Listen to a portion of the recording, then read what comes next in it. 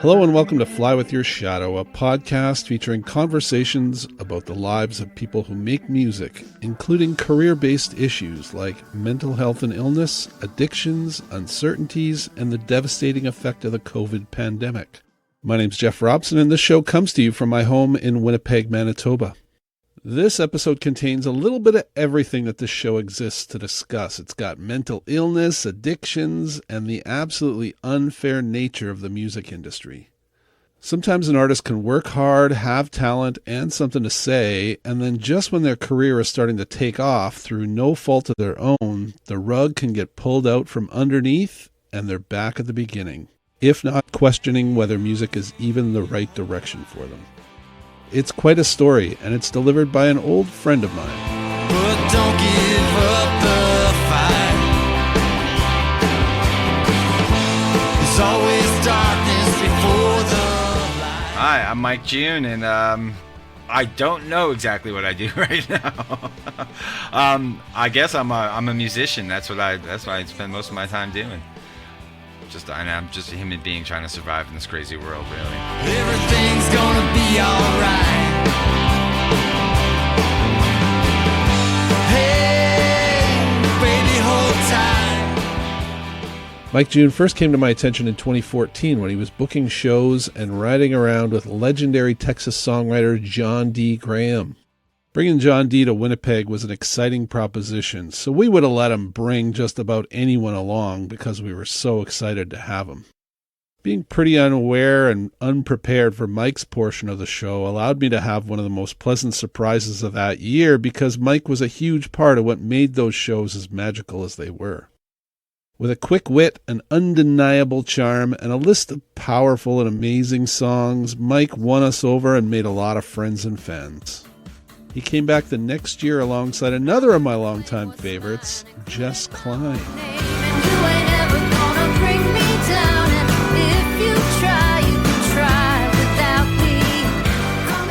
Soon after, on a European tour, while he was actually wearing a Winnipeg Jets shirt, Mike asked Jess to marry him, and they've been living a life of love and music ever since. But it hasn't been easy. Touring alongside accomplished songwriters like those helped Mike get a foot in the door in a lot of places, but it was his strong songwriting and powerful performances that really built his reputation. That helped him to land what seemed like a real blessing, the support of a record label and booking agent that could help bring his forthcoming record to a wider audience. That record, called Poor Man's Bible, landed on my Best of the Year list and many others because of the powerful songs questioning the nature of politics, religion, and the human condition. I thought it was a real masterpiece, and it should have made a name for him far and wide. Instead, as so often happens, he was betrayed and let down by the very people who promised to help him get ahead. It was a devastating setback that delayed him for a long time. But now, as he prepares to release the long-awaited follow-up to Poor Man's Bible, I finally took some time to reconnect with Mike to get some of the backstory, some of the details that led to him nearly giving up on his dreams of a career in music, and how he plans to do things differently this time. Yeah, I've got the darkness.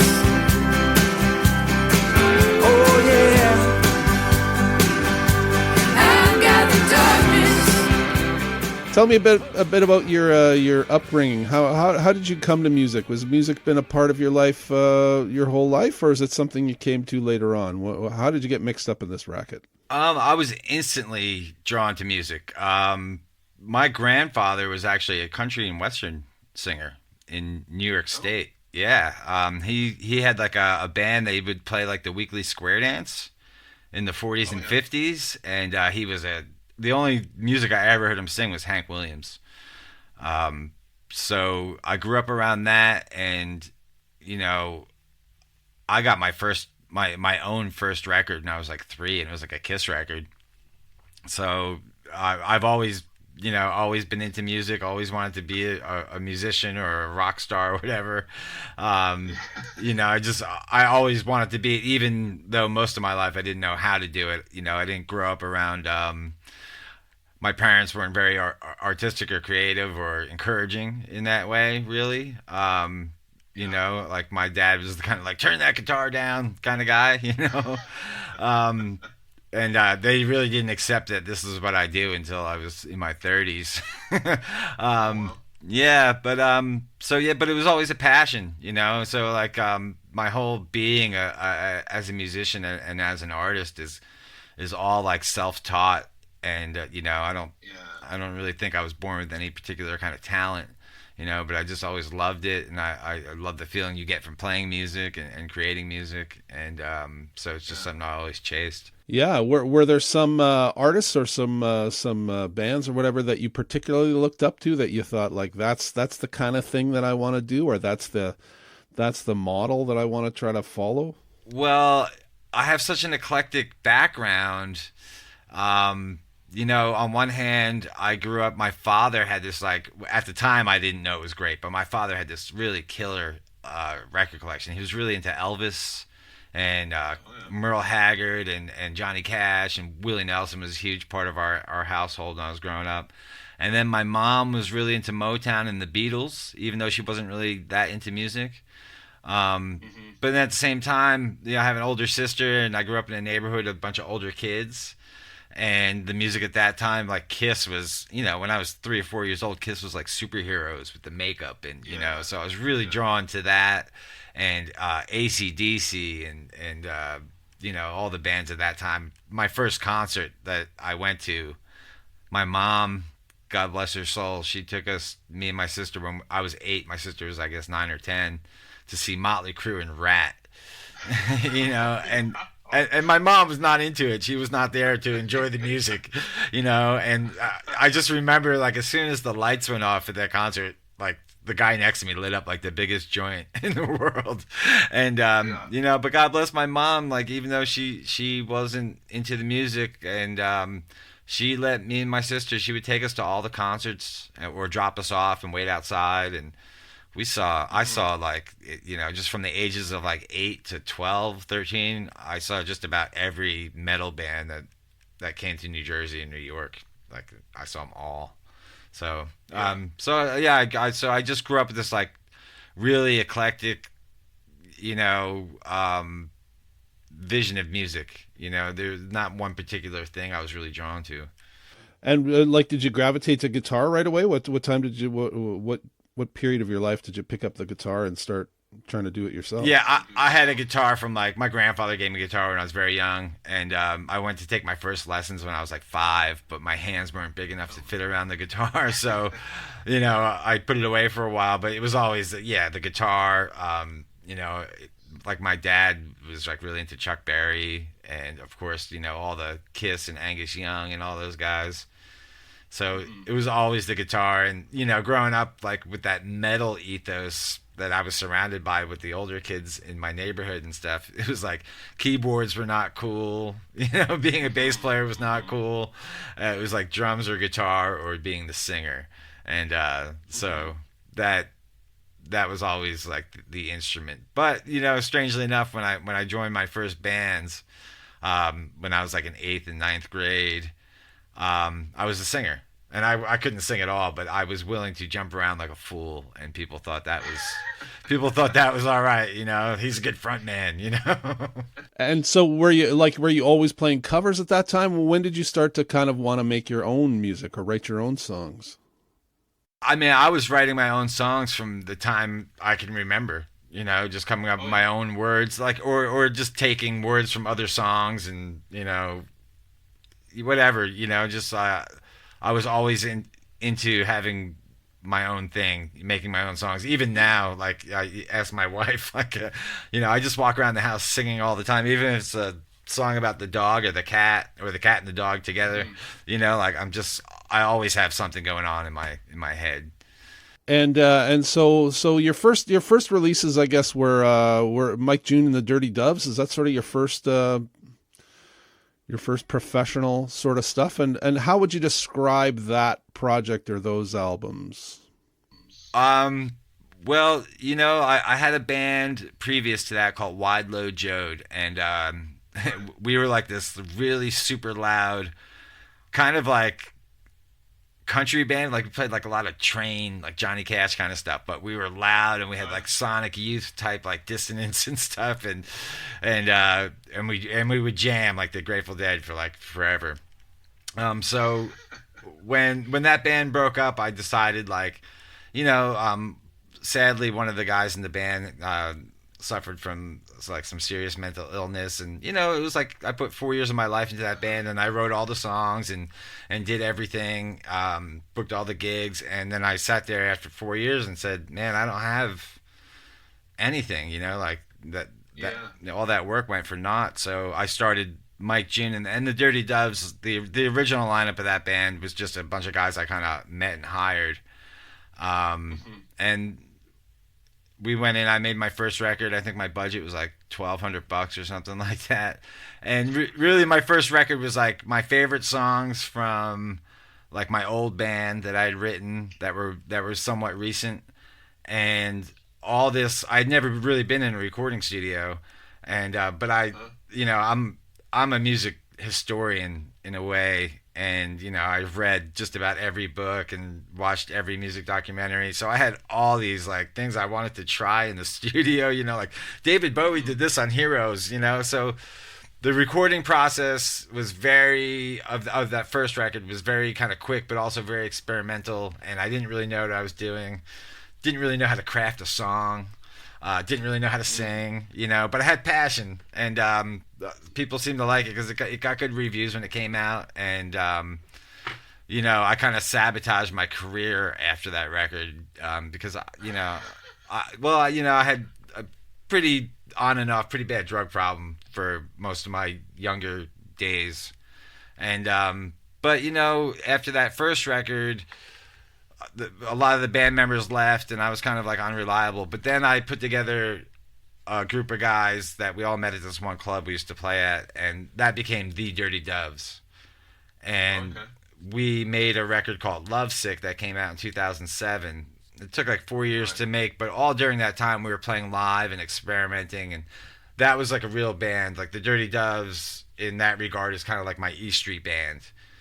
Very much a band with where everybody has their own voice and everybody has their own distinct contribution to the band. And just actually in December, I went up to New Jersey and played with those guys. Played with like what we considered the classic lineup of that band for the first time in like I think maybe 15 years or something like that, maybe. Oh wow! And we got together and played a couple gigs. And I'm really proud of that second record, Lovesick.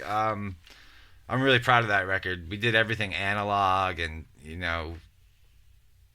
every record that I've made. I was just thinking about this earlier today. Every record that I make is a pretty accurate snapshot of where I am at in my life at that particular point. Whether it be musically, it's funny. You can listen to Lovesick, and it just sounds like a straight up rock and roll record. But the influences that went into it for me were so like I was getting into Captain Beefheart, and I was getting into, Giant Sand and some more experimental type music, and some darker, edgier stuff at the time. And I was in a very dark place as well. So, but I'm really proud of that record. It really represents where I was at that time, and I think it still sounds good and stands up. Well, that's good. A lot of times when you look back at something, especially if you were, in a difficult time in your life, sometimes it's a little hard to look back on or listen back to. So it's good that you still can see the good in it and feel good about, having it out there. Yeah, it does feel good. It was strange though, going back and playing with the guys in December. We over the internet, we recorded a new song, just for fun, and made a video and put it out. But, when I was playing those shows, like the first thing that hit me was like, man, we just, and people had mentioned it after the shows, like we just sound like that band, like nobody else makes that sound. But also I was singing songs that like, I am not the type of artist to really look back and really, I don't really dig going back and playing my old stuff. I want to play like I'm always of the mind that like whatever I'm doing now is like what I'm doing best, I guess. So it was a strange experience to go to back to New Jersey, to where I don't live anymore, to like where I grew up, and play with my old friends and play these songs that are so distant from who I am. You know, I've lived like 10 lives since I wrote those songs. So it was a pretty strange experience. And on top of that, one of the shows happened to coincide with my 30th high school reunion, and the people from the reunion decided to have the reunion at my show. And I did not know this. I did not know this ahead of time, so I'm getting ready to go play, and all of a sudden, like, I just see all these old faces that I hadn't seen in like 30 years walking through the door. I was like, what is going on? So my anxiety was through the roof that night. But I guess take me to the next record, Exile on Wilson Street. Is that the next one? How what's the difference there? Because that's just says Mike June on the cover, right? It's not a Dirty Doves record. It says Mike June now on the internet. That has more to do with the control and power I have as an independent musician with these streaming services. But that album was actually released under the name Mike June and the Wilson Street Refugees, and you know, by that time, I moved to Austin in 2008, so like 2 years after Lovesick was released. I was at like the height of my popularity in New Jersey, but I was not living a good life. I was you know, I was doing a lot of drugs and not living well. So I moved to Austin, and I lived in this like really funky place where it was called the Wilson Street Apartments, and it had like a long history in Austin of having like Alejandro Escovedo and Stevie Ray Vaughan living there, and my wife was actually my neighbor, even though I didn't know it at the time. So it was all these musicians living there. Ray Bonneville lived there. But during that time when I moved there and I started meeting people, you know, my front porch kind of became a meeting spot, and you know, then my friends from the Dirty Doves, a couple of those guys came down to visit, and we were just jamming on the porch, and I was writing all these songs, and you know, we were using the accordion, and the people had banjos and mandolins, and I was purposely writing songs with like big choruses to get a lot of people to sing, and that was my life at the time. So when we made that record, we just went in and recorded it pretty much just live over the course of 2 days. Didn't really do a lot of overdubs or spend a lot of time. In fact, we had like a core band of like drums, piano, bass, and me on the acoustic. But everybody else that played on that record was just showing up randomly. We would just tell them like, hey, we're going to be in the studio on Saturday if you want to come by. And we would decide what song to do based on whoever was in the room at the time and what instruments we had. And it was a really fun record to make, and it's actually my best-selling record by a lot, and also the record that people always want me to go back and, like, I got some offers to go and do, like, the whole record in its entirety as, like, you know, in a performance. But, you know, I did that once during the pandemic, like a online concert. Like, halfway through it, I was like, just as we were just discussing, halfway through performing that record in its entirety, I was just like, man, I can't stand some of these songs, you know. So, but that was definitely a fun record to make. Like I feel like every record I make is almost in response to the previous record in a way. And the album Lovesick I made to Dirty Doves it took a lot of time, and like we were being very careful about guitar tones and amplifiers and, you know, these little nitpicky things. So for Exile on Wilson Street to go in the studio and just use acoustic instruments and not have to worry about any of that stuff, that was a big part of that for me. So had you kind of straightened out your life at this point? Had you found some kind of sobriety or better balance, I guess, in your life? You've referenced this drug problem and stuff. Was that sort of you finding a healthier Mike June around that time? Absolutely. I think I was probably still using and stuff while I was writing some of those songs, but I think I got sober like 3 months or 4 months before we started Exile on Wilson Street. And I had this kind of like realization that I could not live the way I was living, and I wasn't being the person I wanted to be. And so I got straight, and we made Exile on Wilson Street. And then, you know, just a few months later, after 7 years between records, basically, you I made two in 2012, like one after the other. So it was, and then I got back on the road and I started being way more productive. It was definitely a life changer for sure. So you recognized on your own that you had a problem and you needed to fix things. Yeah, it's a lifelong story, really. I come from my grandfather's an alcoholic, my father, my mom's side of the family, all my uncles, very Irish family. So, my mom used to tell me when I was in high school, like, you have, addiction in the family. Like, oh, Ma, you don't know what you're talking about. I'm just smoking weed. And then, I got into the deeper stuff and darker stuff. And it was like, oh, I don't really have a problem.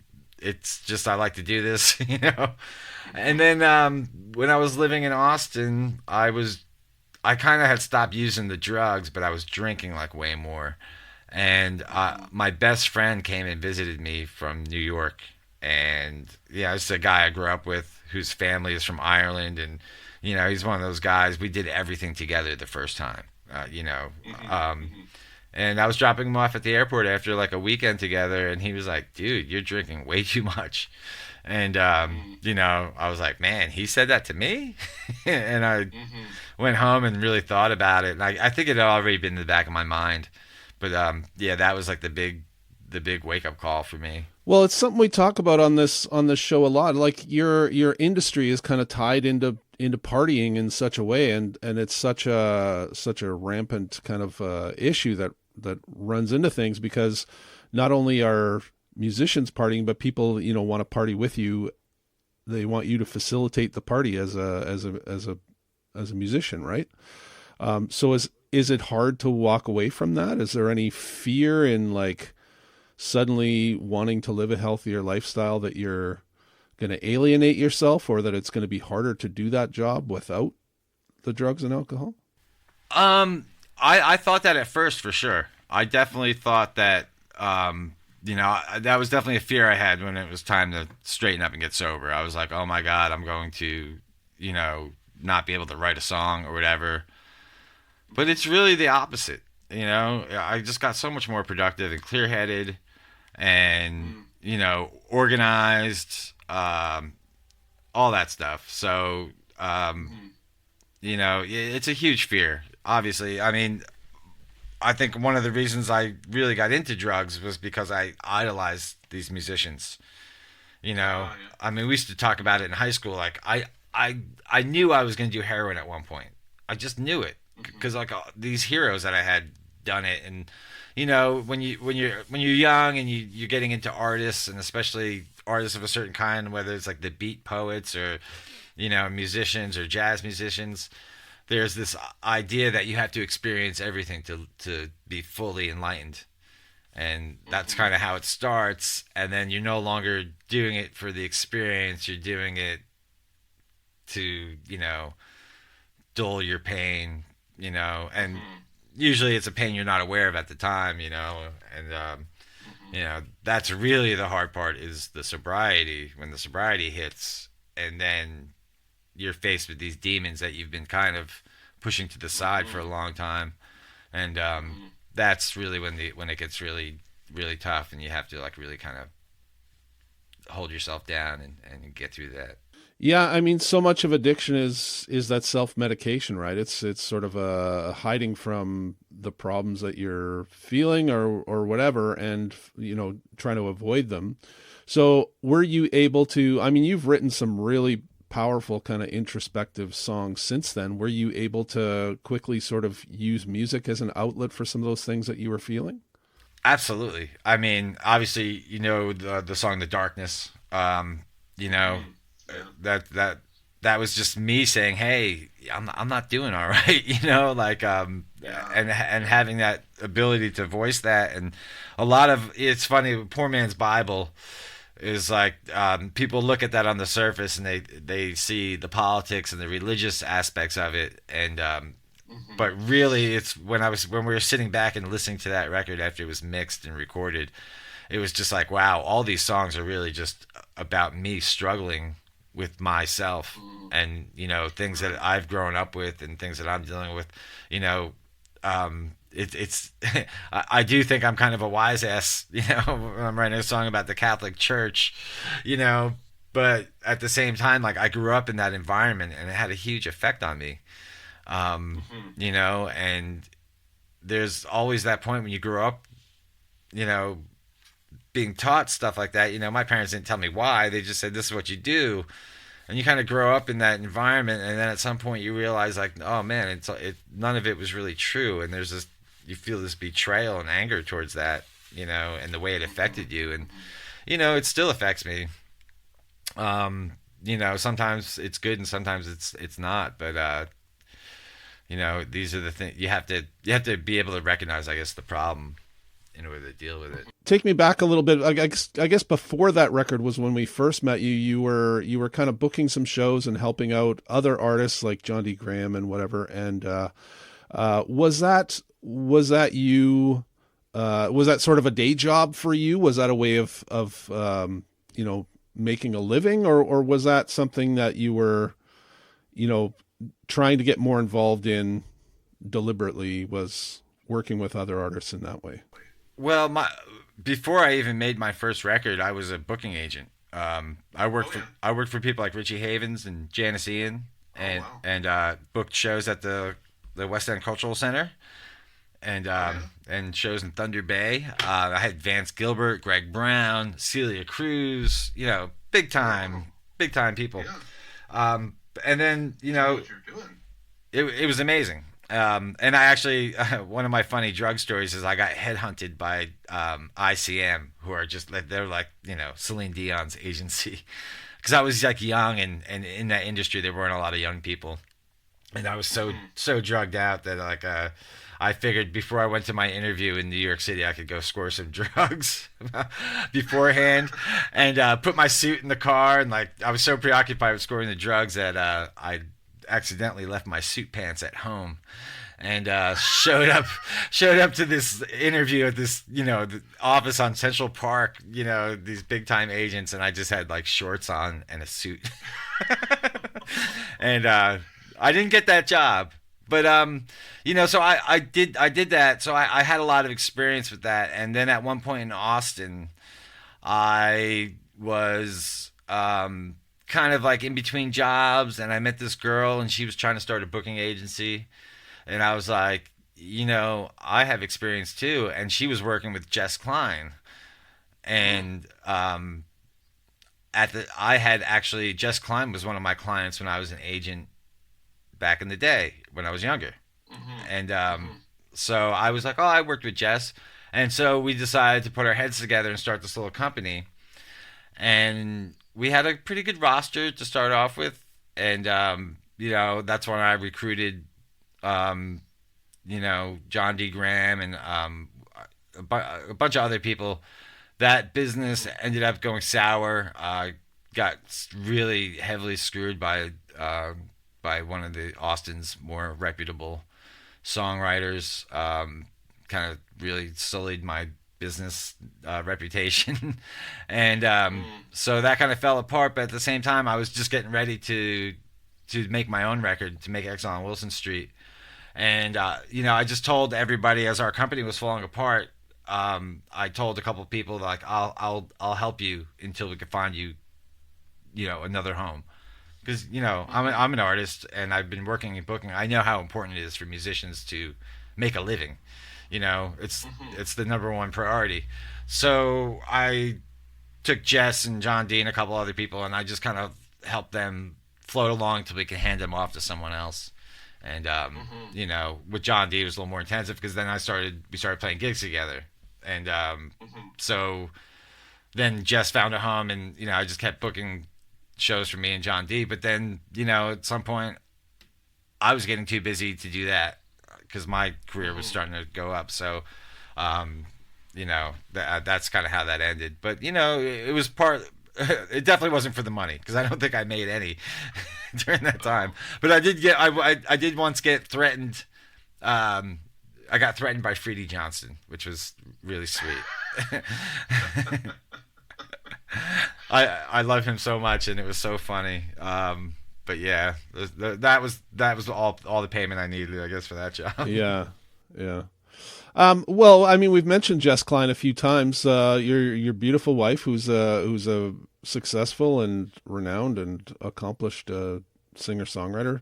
Um, is it hard being married to a musician, or is that kind of like having a support group at home? Is that the only way to make a musical relationship work, if you both kind of understand what a messed up business this is? Or It works both ways.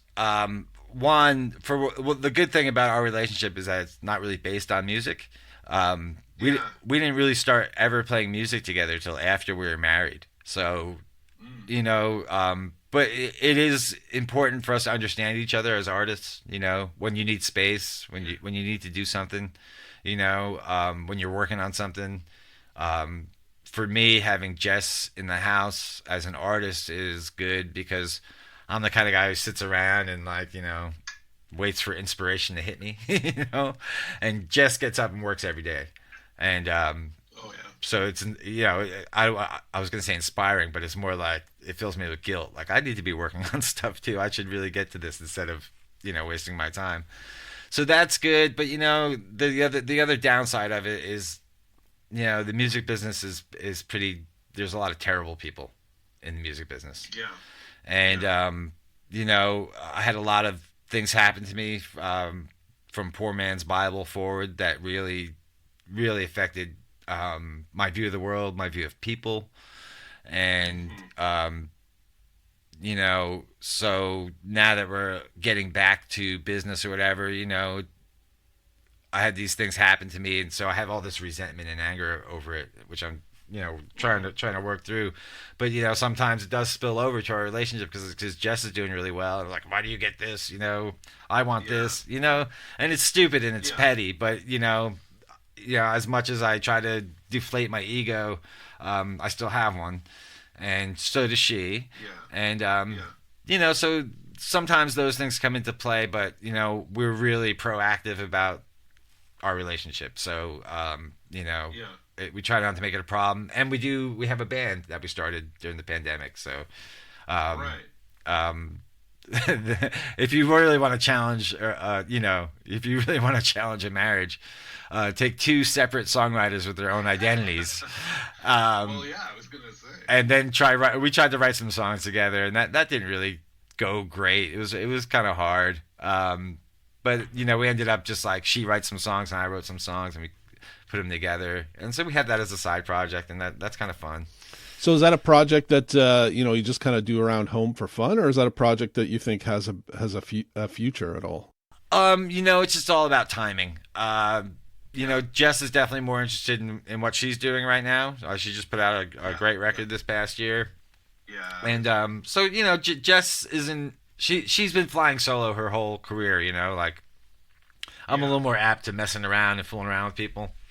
Um, she's much more strict. So, but we do have plans to like make a record at least. And we've played shows around town, and if the chance happens that we tour together again or something like that, I'm sure we'll put some time aside to do stuff together. We have a set of songs that we just used for that band alone. So we have Oh, nice. probably about an album's worth of tunes. Um, Oh. and it's fun. Like we had like a little residency in our little town that we live in. So we did that for a couple of years. We played like every first Sunday gig, like seriously like a half mile from the house, which was fantastic. Yeah. So that was fun. But now Jess is like really really back into it. She's hitting the road again, and trying to get back out there. I don't want to dwell on the hard times at all, but I'm really curious to know kind of what happened around the Poor Man's Bible thing. Can you talk about that at all? Because you made this album that it's a terrific album. It really is. And it seemed like there was a lot of hope and promise for that album, but somehow it obviously didn't work out the way you wanted it to. No, I'd love to talk about it. It'd be good for me. First of all, I mean, I want to apologize to everybody out there, and I know you're one of them that gave me money for my Kickstarter, and I did not fulfill everybody's needs. But it was just a disaster. This is the way it went down. I made that record in Austin, and kind of put it out like kind of put it out on my own, did like a very limited number of copies. And then we got married and moved here. And I got invited to play a gig on a Sunday at this place called the Kraken. It's like this little roadhouse. To play, this guy Todd May was playing, and Todd May is the guitar player for Lydia Lovelace. Right. And him and his friend were playing a gig, and they invited me to come open for him. And it was like Sunday afternoon, 4:00. I think I was playing in front of like 7 people or something like that, you know. Okay. And but my rule is like, you know, 7 or 7,000. You just rock it out, and do your best. Yeah. And I ended up getting a record deal out of it. Next day, I got a call from some guy in Madison, Wisconsin. It was like, hey, you know, I checked out your stuff. These guys gave me a call, told me to check you out, and like so I ended up striking a deal for them to put out Poor Man's Bible, and to make one other record for them.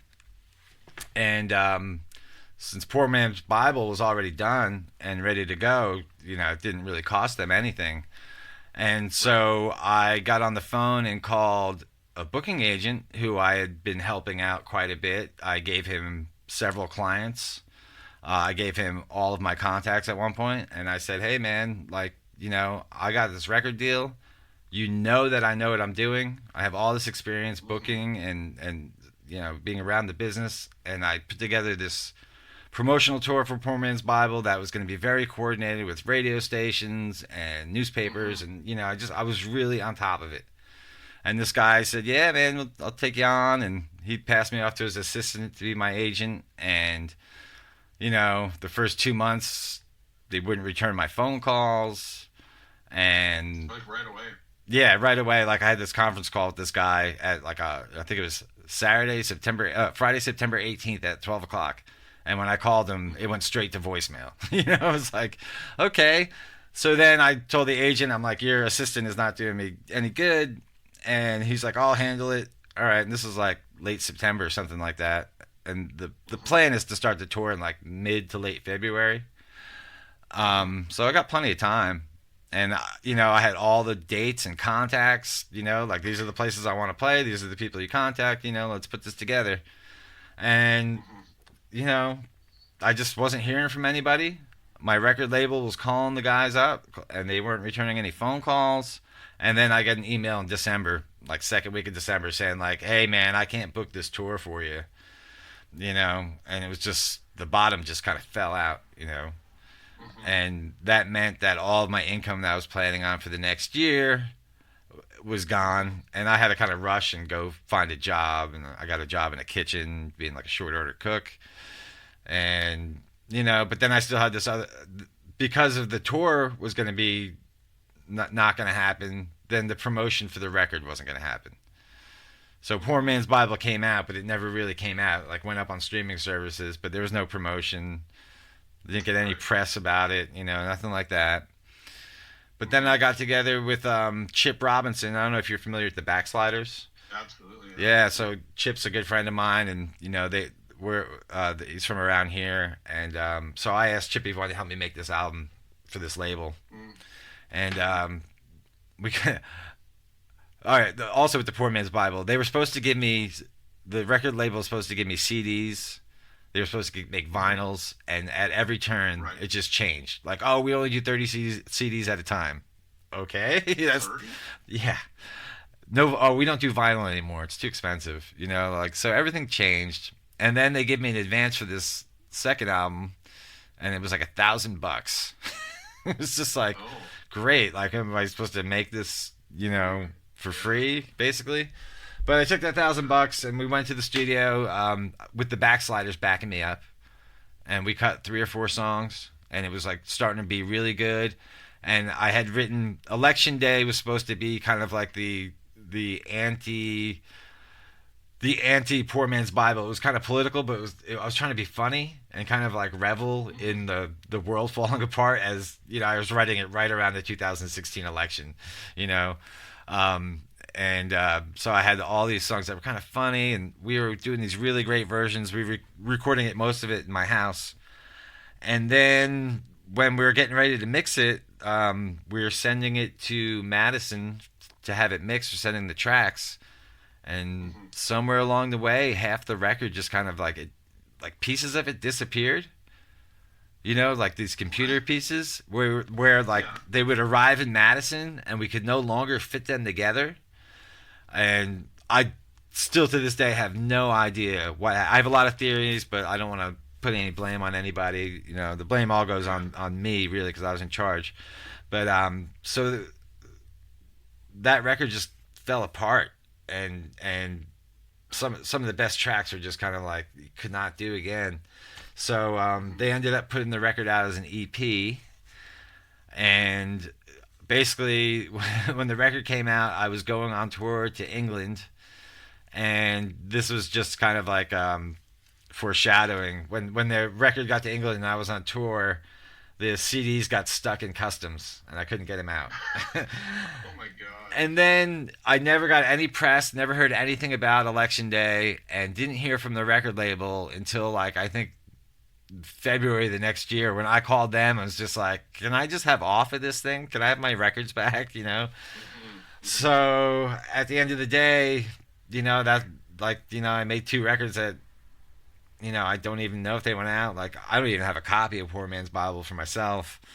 And it just, it put me in a position where I had to get a day job and put me in a hole financially and spiritually. And it just crushed me. Yeah, I mean, that would crush anybody to put that much, faith in something and then have it, the bad actions of other people who make promises and then don't come through on them would be hard for almost anybody. Yeah, that was hard. And the other really hard part about it was, in the independent music world we live in, everybody wants their piece of cheese. So when somebody like the booking agent who just totally let me down, when he does something like that to me, everybody just turns their back on me. Because they'd rather have him, he's going to do more for them than I am. So, that guy actually has been promoted in the general sense to like a bigger agency with more artists, and here I am, I worked construction for like a year and a half. I worked as a short order cook, and just that really hurt a lot to watch kind of like the music community just kind of turn away. So that was probably the most hurtful thing. But I mean, with your experience as a booking agent, why couldn't you just make the calls yourself? Or if you had the tour lined up, why was so much of it dependent on somebody else in the first place, I guess? Well, it was the timing of the whole thing. Like by the time he told me he couldn't do it anymore, there was not enough time to do it. And on top of that, like, they wouldn't even get back to me to let me know who they had even contacted, right. And then he emailed me like he had booked 2 dates total, and I ended up, I didn't want to cancel them, so I ended up taking my buddy and we drove from here out to St. Louis and played like a gig in Missouri and a gig in Iowa in like the middle of February, and turned around and came home, and like that was really the last time I did any major road work. But yeah, I mean, there just wasn't time, and I felt so betrayed, and I really I'm just starting to just try to pull myself together from that. I lost a lot of faith in people. I lost a lot of faith in musicians, and I kind of have like this anger at myself for just like letting other people do that to me. Like I should have just kind of kept the control myself. Did you take it personally as like a reflection of the music that you were making? Like, did you feel like you weren't good enough and that's why these things weren't happening? Did you blame yourself? Oh, absolutely. I mean, I still ask that question. Is it because I'm not good enough? Like, yeah, it was like, why do these things happen to me?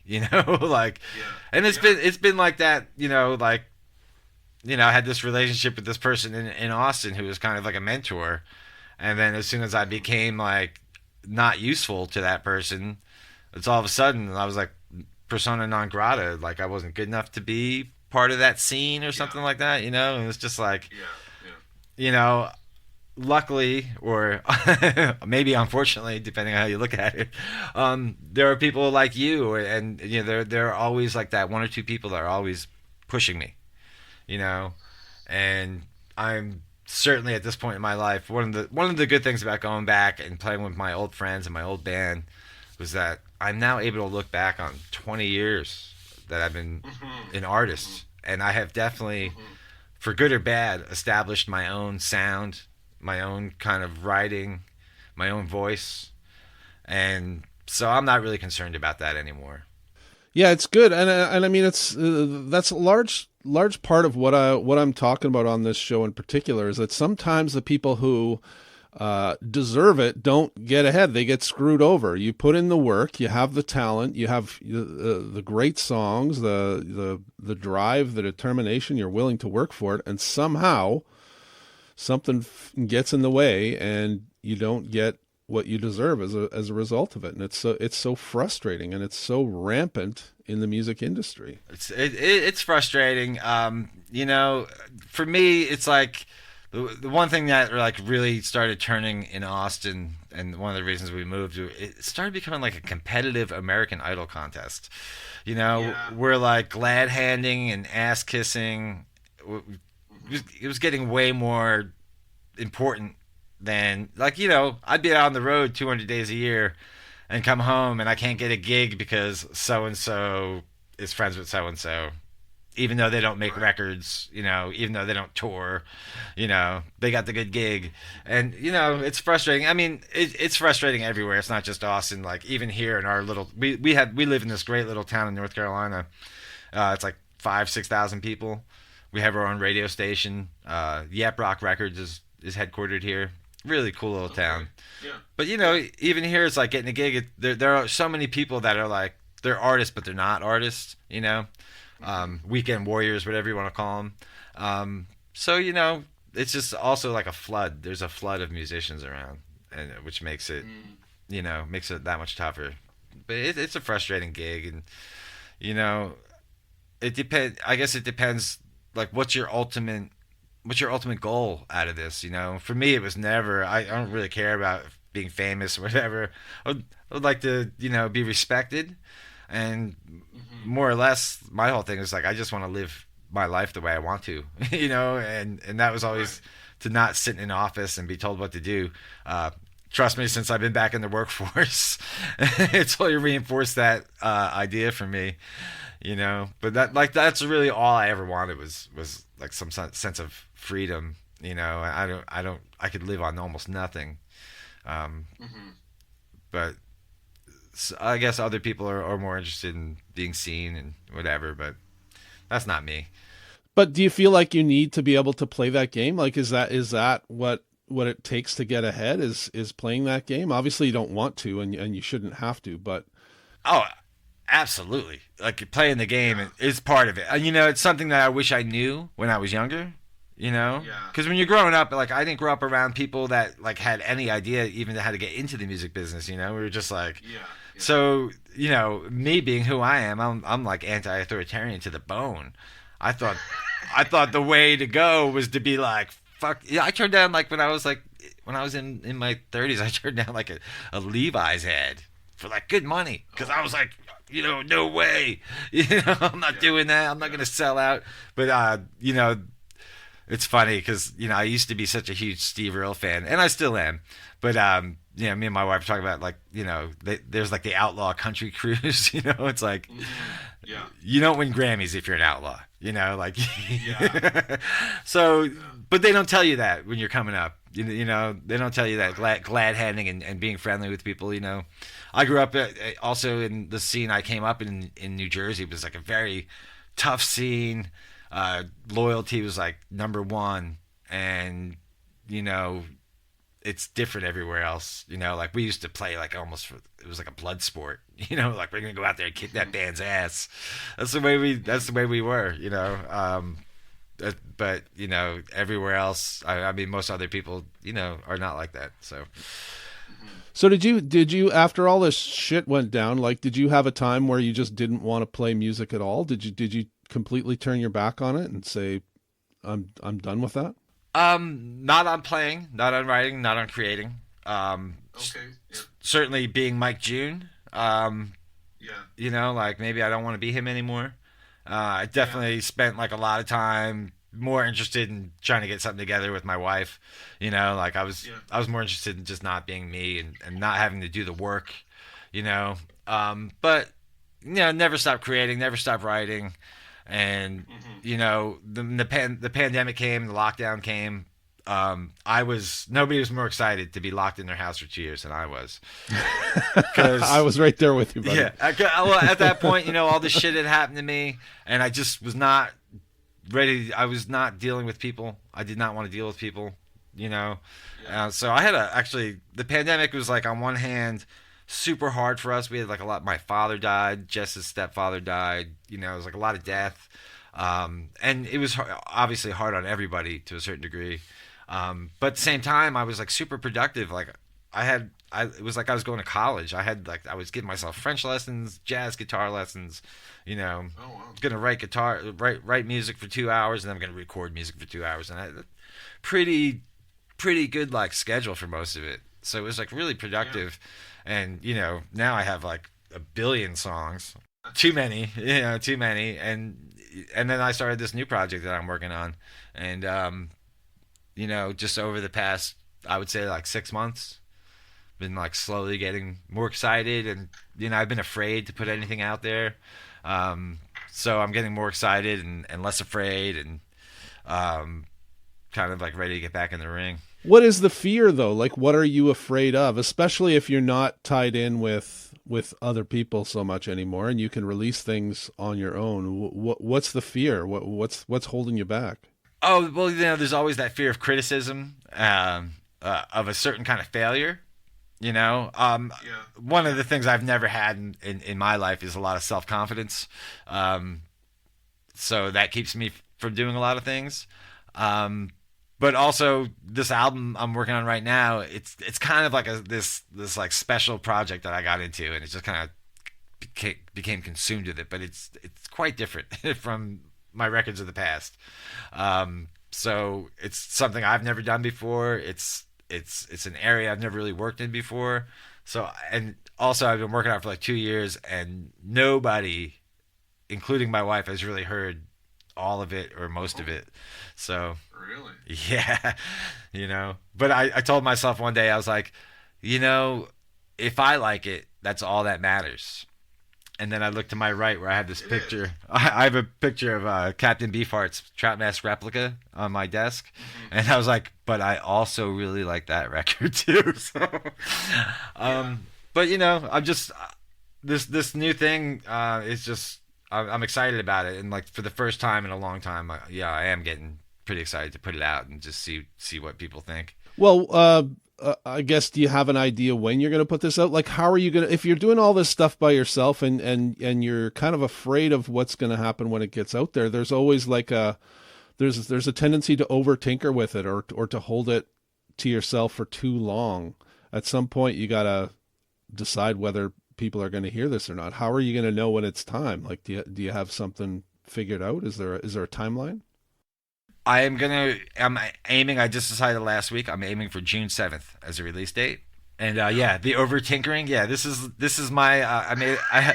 I made a joke that this is not quite my smile, but it's kind of like my Chinese democracy. I was gonna, yeah, yeah. Where I mean, and it's true. I mean, there's so many great advantages to recording at home in your own space. So, Hmm. like having all the time in the world to follow an idea to its end, even if it's a bad idea. Like I've Hmm. never had that luxury as a recording artist, and two, as a pretty poor one. Like most artists that are independent don't have time in the studio. You go in, and like Right. every time I've made a record, like one eye is like concentrating on the music and the band, and the other one is looking at the clock and counting how many dollars I'm Yeah. spending. So, um, Yeah.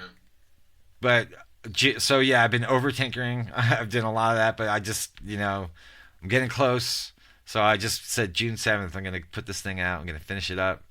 I've been like working on it 2 years, pretty hardcore. So, um, yeah, I'm just hoping I can make it by that deadline. Well, I mean, it just it's so unbelievable the way this kind of works. I mean, you've done enough touring and you've met enough people like me, and my friend Gord absolutely loves you, and there's so many people out there that you've met and that you know are, you have to know, as insecure as you might be, you have to know that there are some of us out here who are going to love it and appreciate it and want to hear it. But there's also that fear of that criticism and stuff. That is, that voice tends to be louder, or what? Well, the interesting thing about this project is this is there are so many roots to this tree that is this album.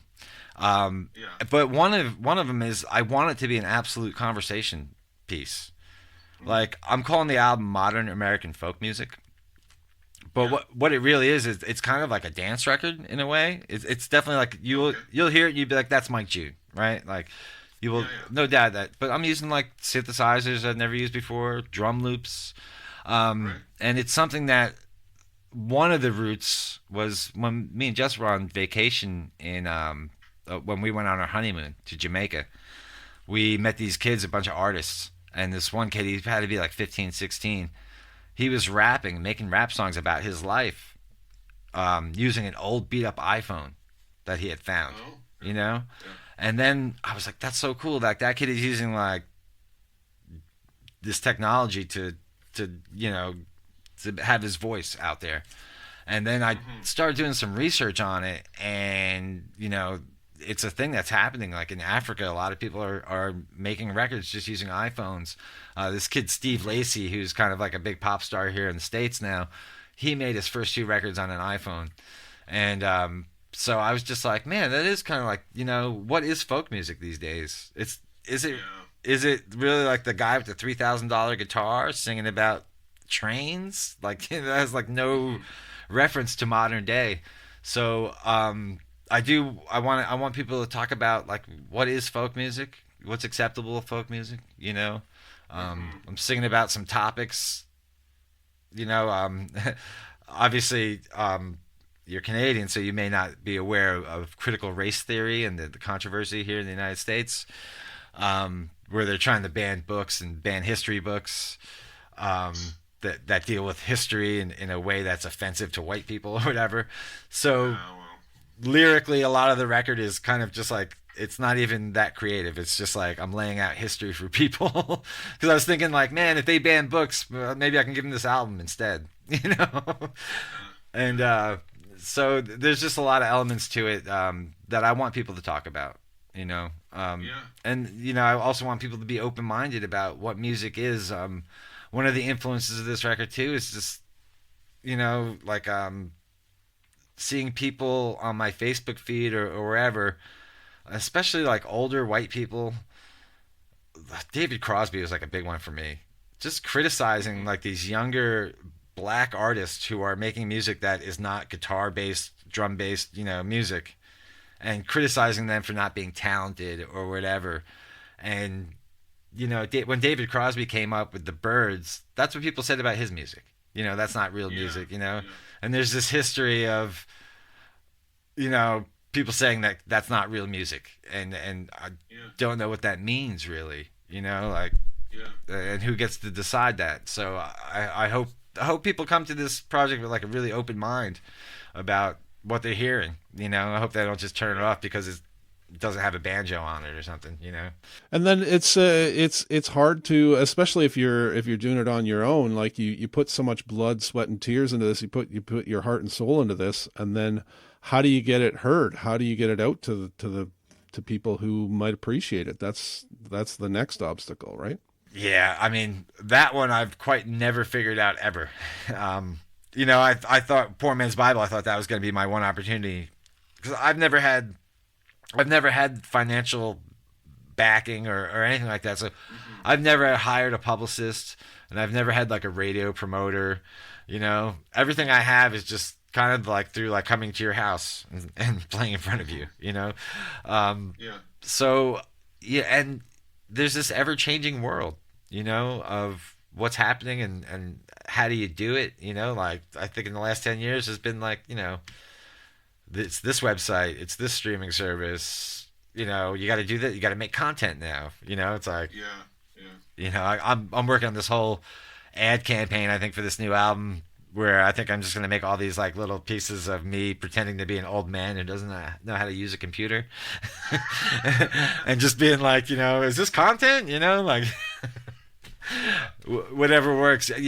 So I don't know exactly how that is, how it is you get heard. Like, there's, you just have to, I guess, word of mouth, and I don't know.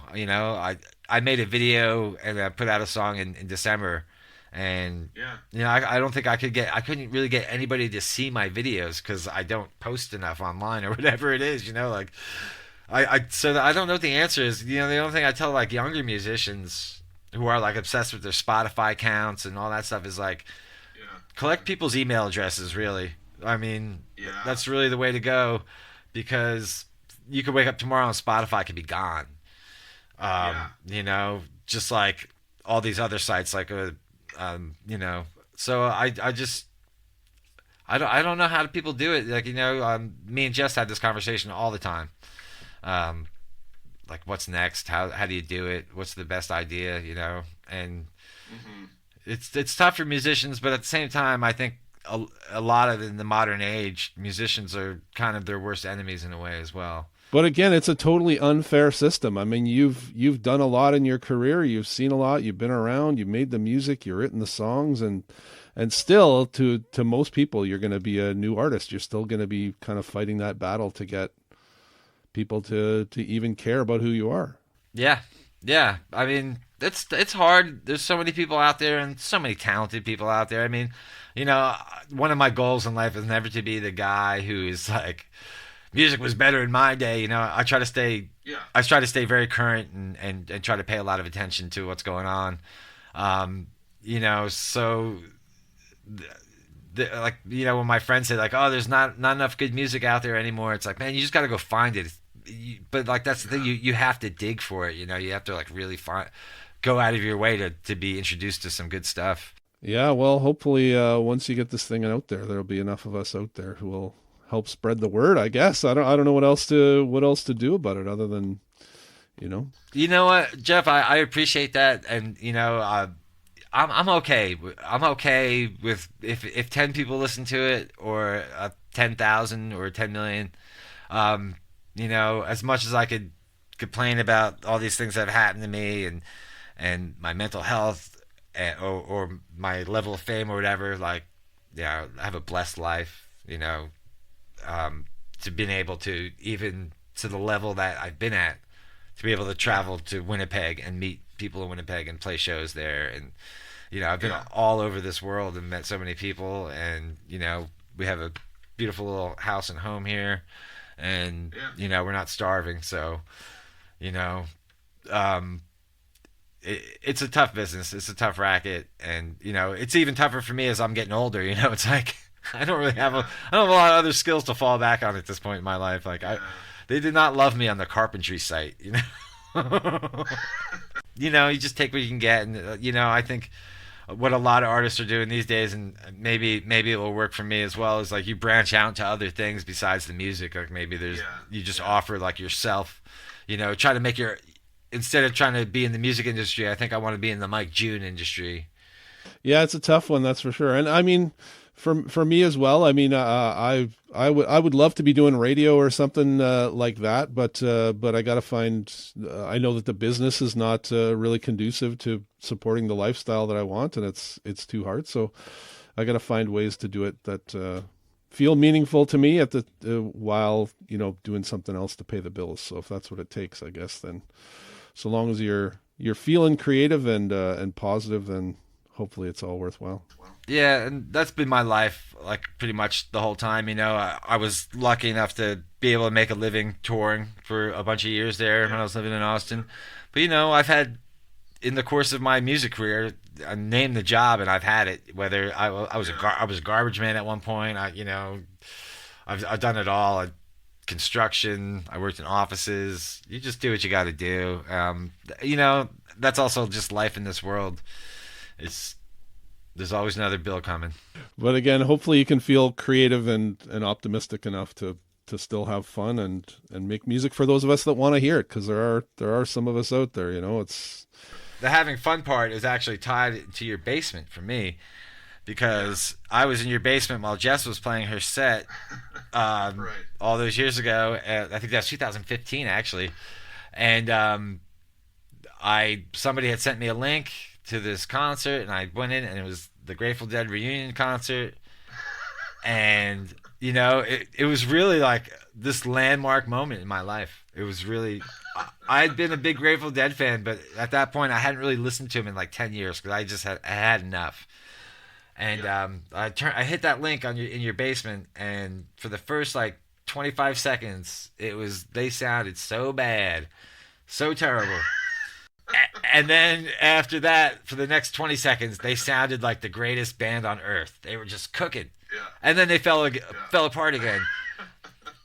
But like what that did for me was like remind me, it was like the main thing about the Grateful Dead, like their whole purpose as musicians was to really have fun. That was like their end goal. And it was in that moment I was like, man, I had really not been having fun playing music at that point. I was so kind of like thinking about my career and like, how does my acoustic set go? What do I say in between this song? It's like so thinking about like, what should I wear? Like all these things that like, and it was taking away. And from that moment on, I make sure that when I play a gig that I am full in on every song, and I'm just only thinking about that moment. So that's really important. Good. That's exciting. Well, I'm looking forward to hearing what you've been cooking over there. It sounds intriguing, that's for sure. So hopefully when you're ready to get it out there, hopefully you'll let us know. And you will know. Put on your dancing shoes. I hope that's the one thing I hope about this record. As like one of the sad things for me over the course of rock and roll history is that rock and roll went from dance music to like you look at like videos of Led Zeppelin playing in the 70s and like nobody's moving, Yeah. And I know like we all had this shame or like fear of dancing in public, or I have it too, but I do love to dance. But I hope people take this record and close their shades or close their door, put their headphones on, and just go for it. And just you'll feel so much better when it's done. Let your light shine on me, shine on me, shine on me. just the other day, Mike announced that his new album, Modern American Folk Music, will finally come out on August 30th. He also recently launched a Substack publication where he's detailing his journey to releasing the album. You can find his writing at mikejune.substack.com. His website is mikejune.com, and you can find his music on Bandcamp at mikejune.bandcamp.com. I've got links to all those places, as well as information about and links to buy all the music used in this episode at flywithyourshadow.com. If you enjoyed the music you heard today, or you want to hear more great music, you'd likely enjoy my radio show, Tell the Band to Go Home, which you can hear at tellthebandtogohome.com or pretty much wherever you got this podcast. Just a reminder, Fly With Your Shadow is and always will be free. There's no ads. I don't ask you for money. The one thing that I do ask you to do to help support the show is to share this episode with people who might enjoy it. Building the audience and finding new listeners is the biggest challenge for sure, so your help with this would be greatly appreciated. It would really help if you just take a moment to tell someone about the show or share a link with your followers and friends on social media. I really appreciate hearing from listeners. If you have any questions or comments or feedback or suggestions, drop me a line at flywithyourshadow@gmail.com. My name is Jeff Robson, and I sincerely thank you for taking the time to listen. I hope you'll join me again on the next episode of Fly With Your Shadow.